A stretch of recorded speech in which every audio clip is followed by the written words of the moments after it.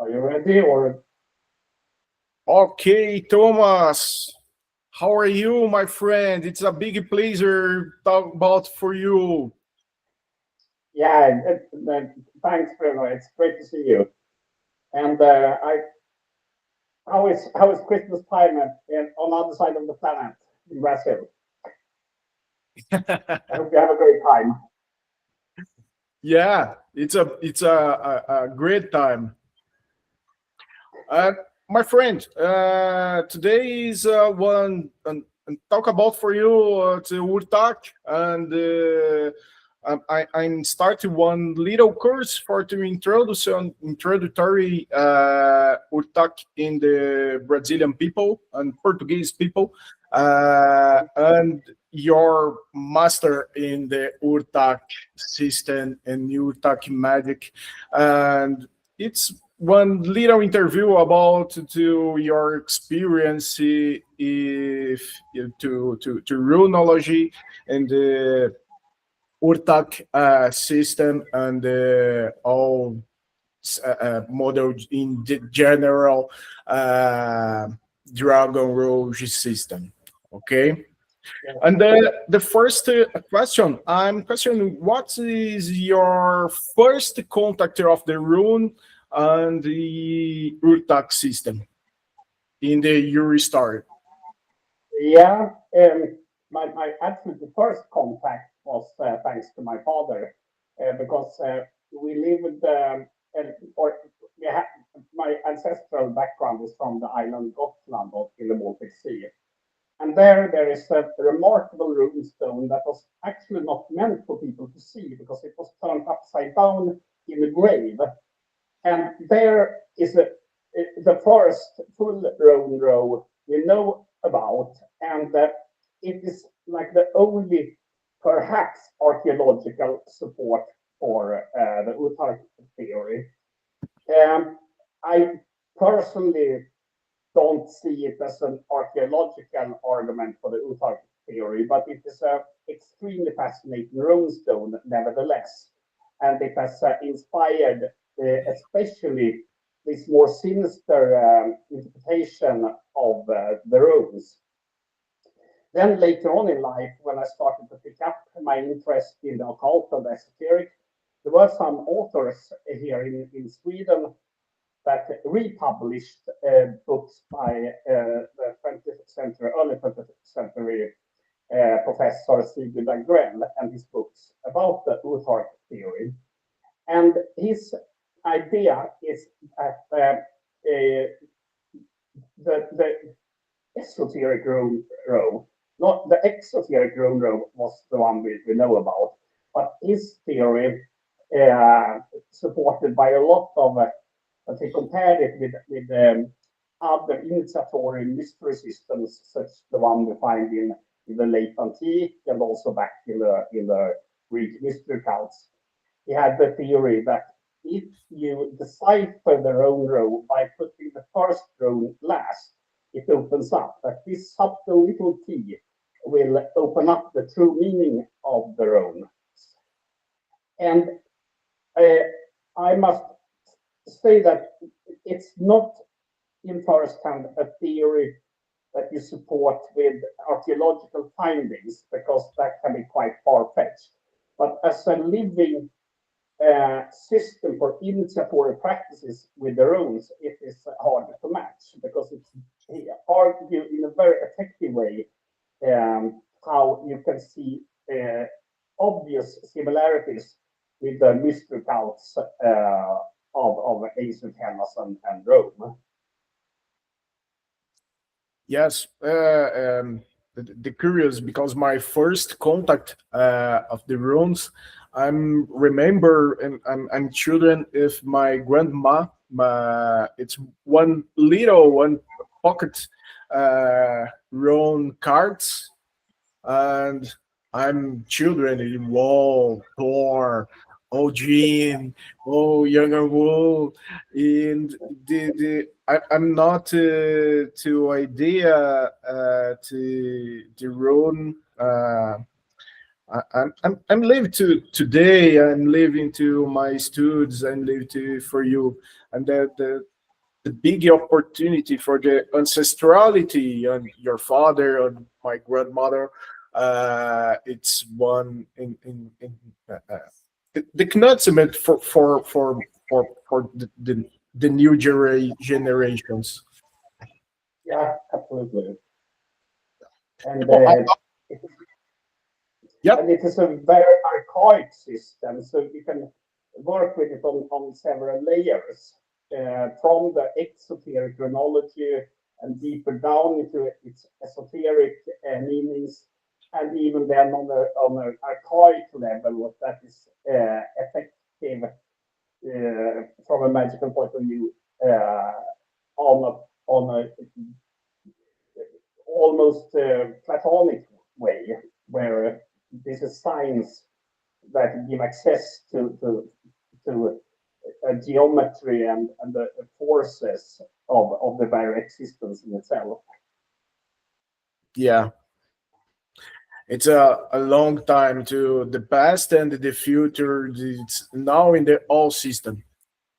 After most in the trajectory of the Dragon Rouge with members of the around the world, how do you perceive the relationship between non-Nordic cultures to learning of application of the runic Uthark system? I'm asking it because I'm faced the great difficulty in my first course in the Dragon Rouge, the practice in the Uthark, because it's not my original culture. But I'm few years later going the Academia Draconis and the Seven Adepts program with you. To applicate it to Urtaki with the Goetia and the older practice. If yes, I'm to integrate the runic practice in the my daily life and the practice, and the maybe it's one the few could to non-Nordic cultures to application with the runic attack. Yeah, and all magical system has a obvious cultural layer. That's for sure. But if you look a little bit between, because you can look at things both on the individual level, you can look at on the ethnic level, you can look at it at the cultural level, but then we also have archaic levels, and not least with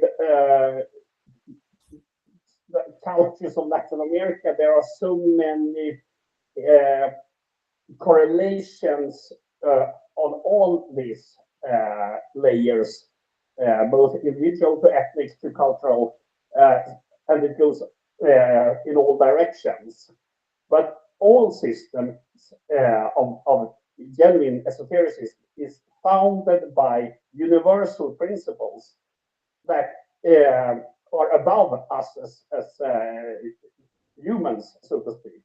There is a map and a geometry out there in the very existence that don't mind if where we on our individual differences, but it's there, and it's our duty as a practicing esotericist to find out these secret patterns of existence.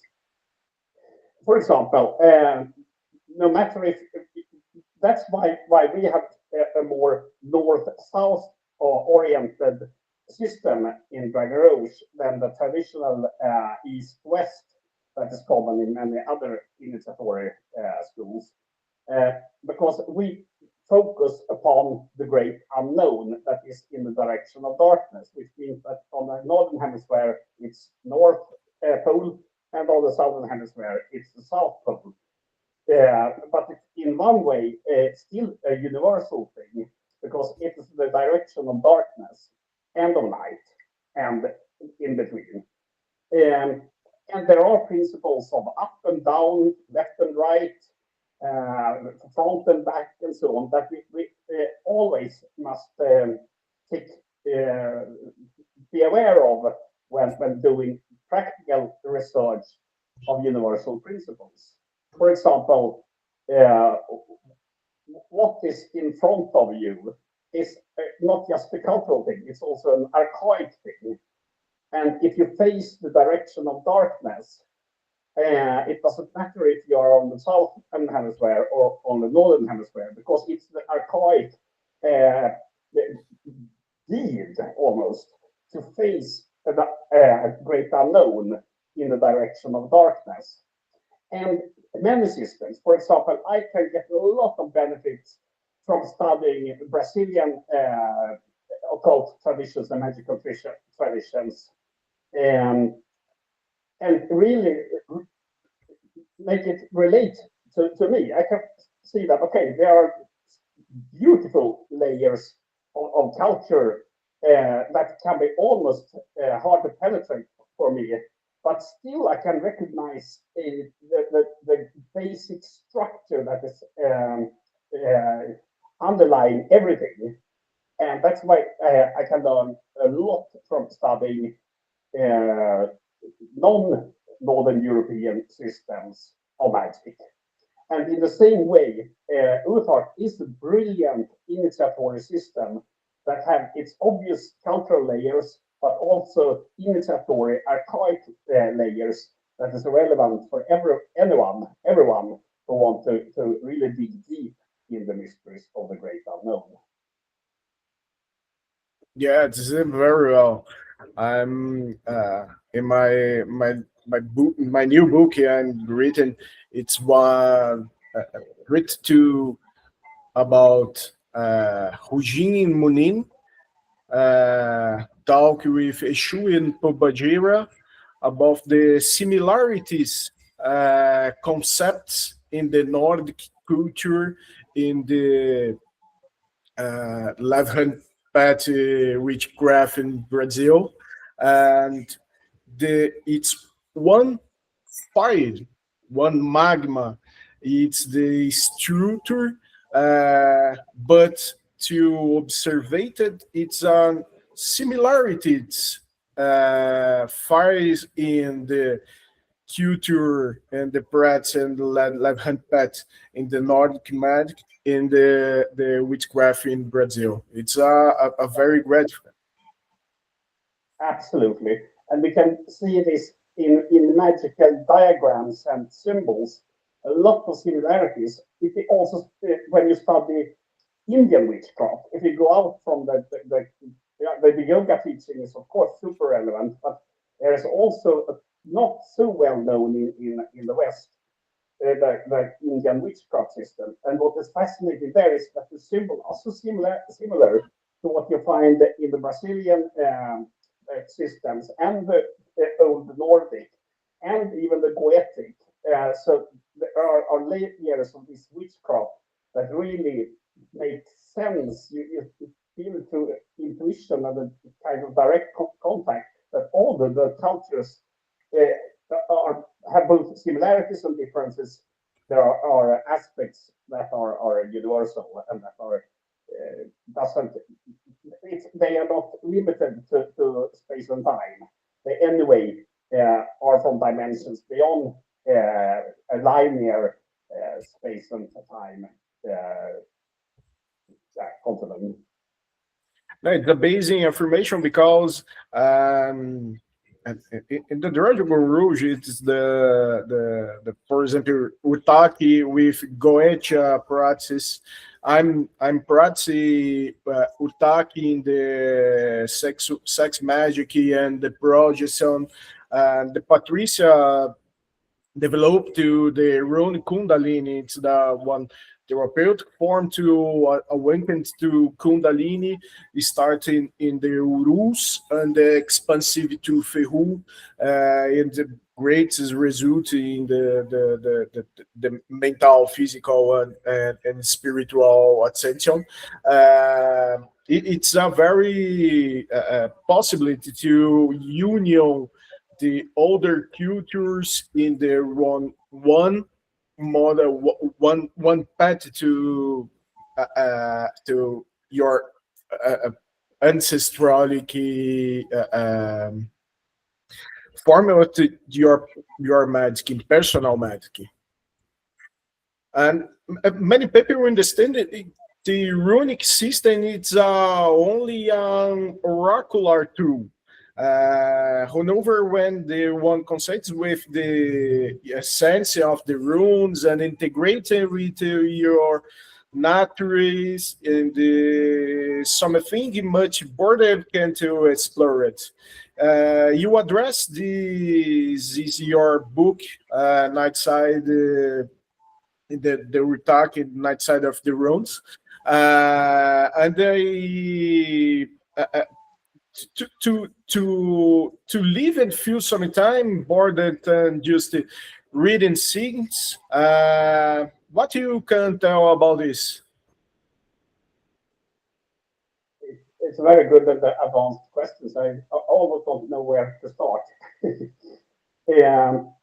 But I think for Dragarouche, there is the reason why when we founded the order, preferred to name it after a symbol instead of some cultural figures. Because what's common in comparable and other esoteric orders, that they are called the temple of or church of or something, and then they name a specific figure from a particular cultural sphere. But we had from the very beginning a kind of universal approach, and if you start to work with the runes as an initiatory tool, then you must focus first and foremost on the initiatory aspect of working with the runes. Because if you work with them foremost as a cultural specific thing, like something that came from the sphere of Norway, Sweden, Denmark in the Viking Age, it's of course very interesting, but it's still as practitioner of today, it is what it can do for us on an initiatory level that matters.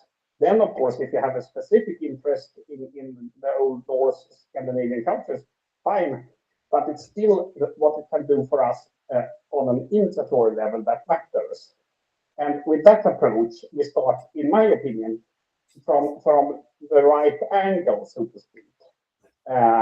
Instead of starting on the surface and working our way down, we start with the core and then work ourselves, so to speak, up. We look at what is the core with these symbols, with these patterns, and how can we use it for exploring dimensions that outside the common dimensions of mankind. Then we untap, or we can activate the forces of every single rune, but also the system in itself, and compare it with the other traditions around the world. I don't know if this was an answer on your question, but it was a try. Yes, it's very good. And speaking of daily life, one the more in in speaking of the daily life, one of the most important things I'm learning for you is how magic must be lived every day, and not just during magical operations. I began to truly integrate to Uthark when in my starting saying and my small results in my mundane daily, in the matters, and the little goals. I'm involved. It's a big dimensions for my essence and my daily, my work and my life. It's I'm simple. It's a very, very, very big. Um, do you have an experience you can share regarding these small changes in the reality used to Uthark system? What's one benefit with the rules in general is that they are very straightforward in their symbolism. Of course, there are extremely many layers, but the symbol in themselves are quite straightforward, which make them very easy to use also for everyday uh, changes of your patterns of life. If you desire something or you want to reach something, the runes are easier to use as magical tools than, for example, the tarot cards. And because you can, it's easier it's almost like the runes work as a sniper rifle for a target because they're very precise. And that's one of the benefits with working with the runes. I have so many examples in my life from using runes, both more in a wider metaphysical plane, but also on a more mundane everyday life.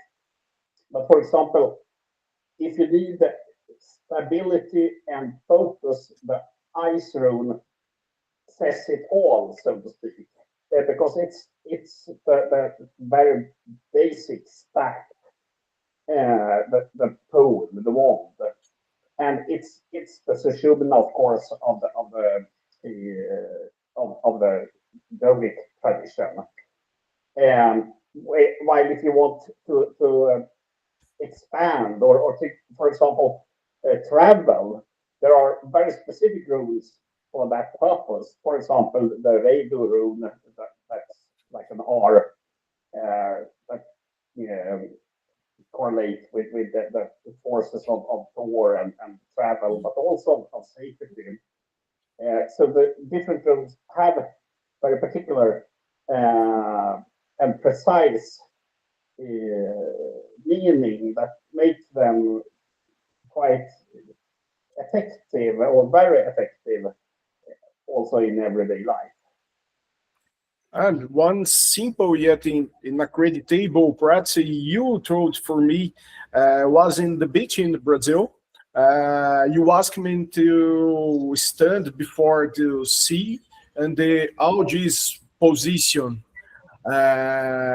Accompanied to the breathing exercise, it's naturality, breathing in, breathing out, and the algae's the position. It's one powerful portal opening in the connection to local and the forces local and to today I'm to close my eyes and all this and connect it to they and the forces and the sea ontology ancestrality. It's a one specific place in the connection and ported. It was a simple. It's not wholly complex ritual. It's a basic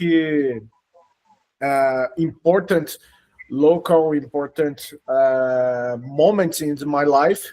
I'm to algaes connection and absorb to moment to forces in the moment and it's a one little register in the my essence in the moment to future in the one little simple movement and one and breathe in and breathe out. Yeah, absolutely.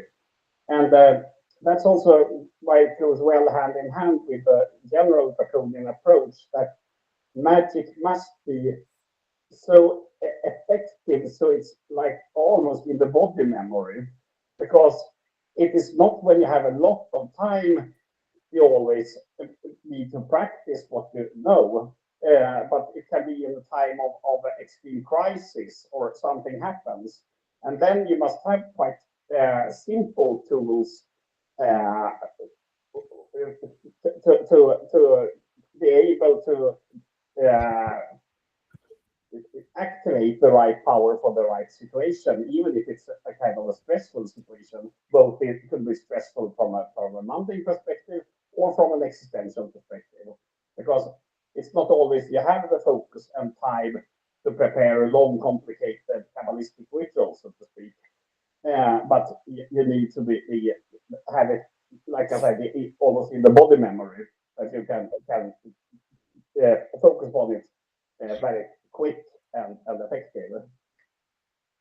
Yes, and the Galder, it's one body. It's the atmosphere. It's the activated the energy in the grounding. It's but your body is starting the energy. The rune position, the rune yoga, it's your body, your starting one conscience. It's a union to practice in the mental and the spiritual portals. It's a simple magic and the powerful magic in the life. Yeah, really. Uh, uh, in the life, for those of you who like cliffotic magic, the relationship between the Uthark and the cliffotic frequencies it's obvious. But could you speak a bit about how to Uthark relates to cliffotic for two are just in starting one the practice in Uthark and cliffotic frequency? Yeah. Then we all again back in that there are like universal and archaic layers of magic, but then we have also interesting cultural aspects that correlate these systems. It has to do with things in the Middle Ages and the Renaissance, uh, when the Nordic and the Kabbalistic systems actually met. And one example of this is the other runologist that I often speak and write about, Johannes Bureus. But then we must remember that how, in which way does Odin learn about the runes? It is because he hangs himself in the world tree and go down into the ultimate regions of darkness and death. There is where he finds the secrets of existence and being. So in its very foundation, the runes correlate with the Cliffotic way of approaching the mysteries. What you need to do, like Odin and the Cliffotic system, is from the sphere of the Kabbalah the same, and sometimes you need to use compare different systems to get the full picture, because some things that are not said in the Kabbalah and are maybe not found in the Nordic system, when you compare these systems, you can get really moments of illumination when you see, okay, now I understand what's between the lines, so to speak. But I think that the simple way to explain the similarities is to look at how Odin get the runes. it is through what we in Baroque could call a kind of kyphotic initiation. Although, of course, now we're using terminology from one system on another, but there we have obvious similarities. Well, the big speaking and Thomas, and well, the time is short. Yeah. Thank you very much for your time. It's always a pleasure to speak of you. And do you have a final message from the Draconian members from Brazil and Portugal working group and the general public from the Brazil to Curso the next Sunday about the mysteries the Uthark? Yes, definitely, and I must. People know that, but I'm favor a lot the Brazilian and Portuguese speaking cultures. It resonates very much to me on many layers. And to you who are going to study this course, I can say you are in safe hands because Bruno is a very experienced and a great teacher. So you will learn a lot. And finally, I hope to see you all in real life as soon as possible. I'm I'm uh, I'm the traduces speaking for me, but I'm I'm so one moment.